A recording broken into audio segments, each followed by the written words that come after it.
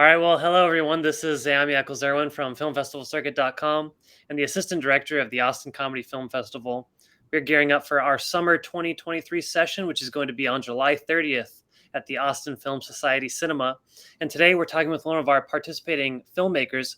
Luke and Martha Van Garza are the creative team behind Pete and Repeat. Thank you guys so much for being here. So glad. Thanks for having us. Thank you. Absolutely. Now, can you guys tell us what your roles were in this film real quick? I served as executive producer and co-writer. Okay. And it was my first film as director. In fact, my first film ever, also as co-writer. And it was a blast. We had such a good time. That's awesome. Well, so tell me, what inspired this film for you guys? Well, okay. Thanksgiving is huge at my house. We have a family farm out in Manor. And everybody was together. They were showing us the barn. And we walked into the barn and saw this amazing setup with this little Domino's table. And I looked at Luke and I said, "Oh my gosh, we have to write a zombie movie." Mm-hmm. And I love that. Just what happened. So it was filmed on my family's land, the pond, the barn, the garden. It was all home. Okay. And it was just one of those ideas. Well, so I love that you came up with a zombie movie just from seeing such a cozy setting, right? And something that struck me with this film is that we are in an era now where zombies represent something different. If you think about it throughout history, it's a common mirror of society's fears, right? Mm-hmm. But we live in the modern era, a time of tolerance. Zombies are now our dearly departed friends that we can figure out how to interact with. And it's very interesting that was your first thought, seeing this comfortable scene. How did you go about writing a story, and how did you come up with this sort of zombie friend idea? Okay, so originally it was going to be a micro short, like 2 minutes long. Okay. The original story was that the zombie came in and all the guys just shot him and he fell to the floor.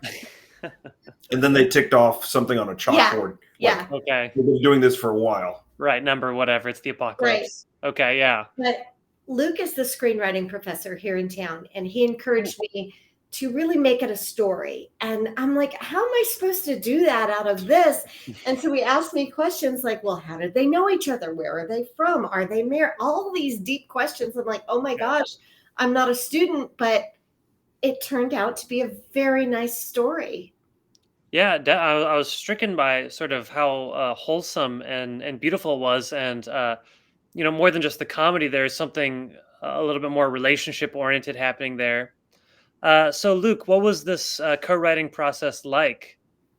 Well, Martha pretty much laid out the first draft. Okay. With some creative input from me, and then we went back and kind of reworked it, polished it. I mean, some of the jokes landed right away. Some of them needed a little tightening up, and also, there were areas where, as you mentioned, since it is kind of a heartwarming story at times, where we wanted to kind of explore more of the character decisions, especially the ending, because the ending took a little while to evolve, I think. Okay.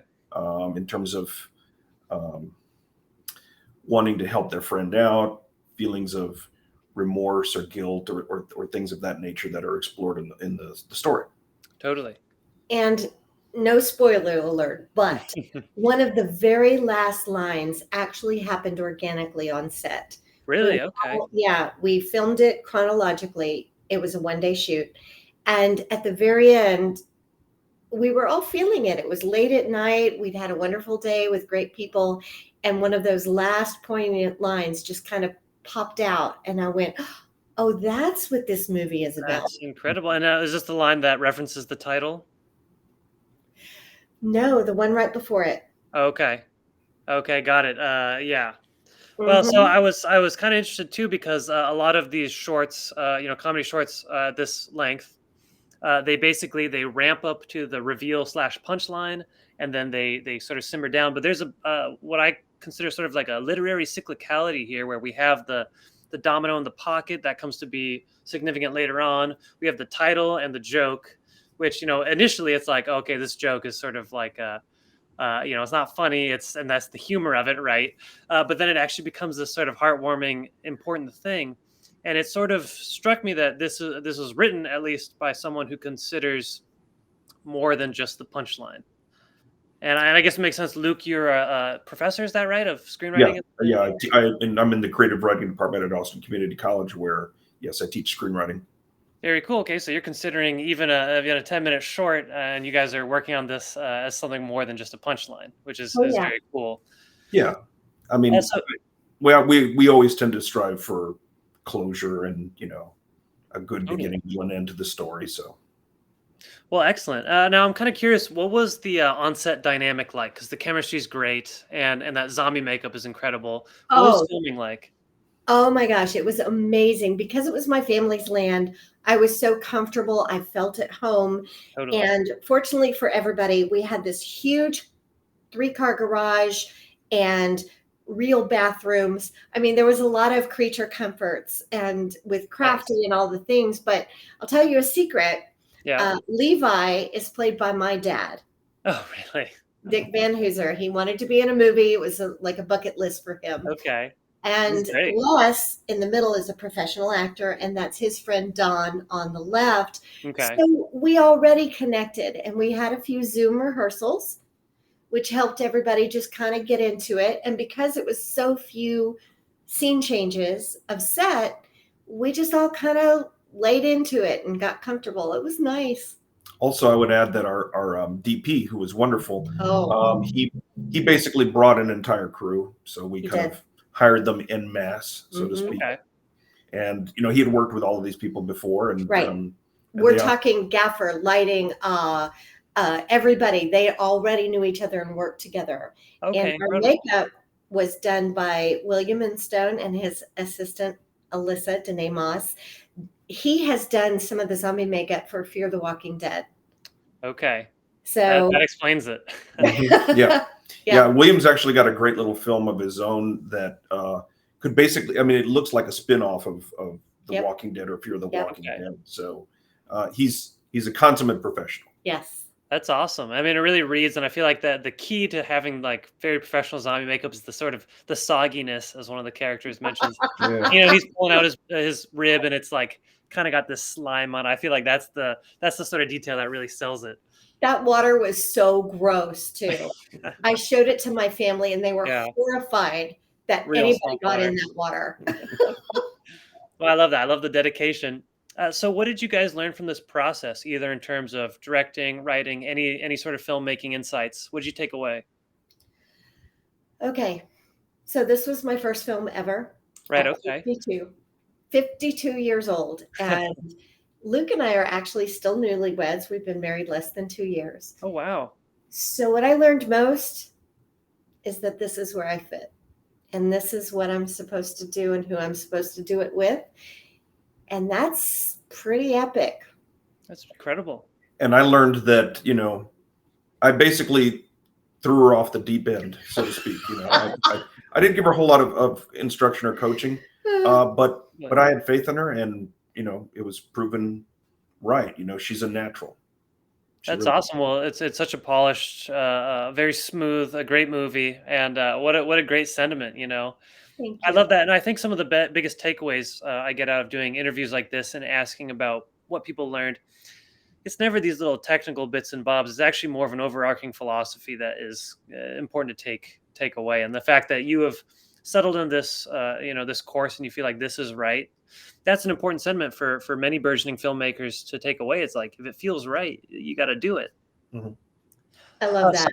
If it so what's feels next right, for you you got guys? to do it. Yes. What's Yes. next for you guys? Any more shorts? Any more collaborated Oh, work? yeah. Oh yeah. Oh, yeah.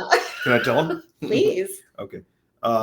We've got two more in our development pipeline. Okay. The first one that we're looking at doing is called Pen and Ink, and it's sort of a supernatural thriller, basically about an ICU nurse who ends up treating a heavily tattooed patient who claims that he is cursed by his tattoos. She, at his behest, euthanizes him because he feels he can't take it anymore. And then those tattoos end up transferring to her, thus spreading the curse. So that's Pen and Ink. Okay. We've also got we're sort of alternating between more straightforward horror and horror comedy. Okay. We've had 2 projects so far. So our 4th project would be Her Ghost Takes Vengeance. That's sort of the working title. It's a pun on HGTV. And the story is about a HGTV power couple along the lines of like Chip and Joanna Gaines, Right. who are hosting their own show. They end up buying a house from a guy and basically really undervaluing, the purchase price. Mm-hmm. He gets wind of it and he gets really angry. And basically his wife, who had died in the house, her ghost, decides to take vengeance on them while they are filming an episode of the renovation of the house. I love that. Oh my God. Yeah. It's so cool. That's great. I mean, yeah, they're always taking like, sledgehammers to the walls and you think someone's Exactly. there, right? Mhm. Well, that's great. You guys have some excellent momentum, and I'm excited to see more of your style because it was really, really, really great and distinct and Pete and repeat. Do you have anything else to add about that film? About that film, it just if you're watching this and you think, I don't know if I can try that, I don't know if I should try it, I don't know if I should take the risk, do it. Just do it. Go live your dream. Go make a zombie comedy, zomcom. Do whatever is in your mind, because I am not afraid of failure, but I am terrified of regret. Absolutely. Just go do it. Just do it. That's a beautiful sentiment, and that has to guide all independent filmmakers, either new to the industry or long time running. That's always going to be the main thing. I think people are really, really going to love Pete and Repeat at the Austin Comedy Film Festival on July 30th. I'm so excited. You're going to hear laughs, but I think we might even have some tears because that ending affected me more as sort of a sentimental relationship piece than a comedy. I think that's really the epic dimension of this film, is it's nuanced, multiple That's a great threads. compliment. Thank you very much. Thank you. And we will have some of our actors there, as well as our producers, our writer. We're going to make it a party. It's going to be a lot of fun. Fantastic. Well, I'm looking forward to it. Thank you guys so much. And I look forward to seeing a lot more from you. Thank you so much to the Austin Comedy Film Festival. We cannot wait. Thank you. Awesome. We'll see you guys later. Bye. Take care.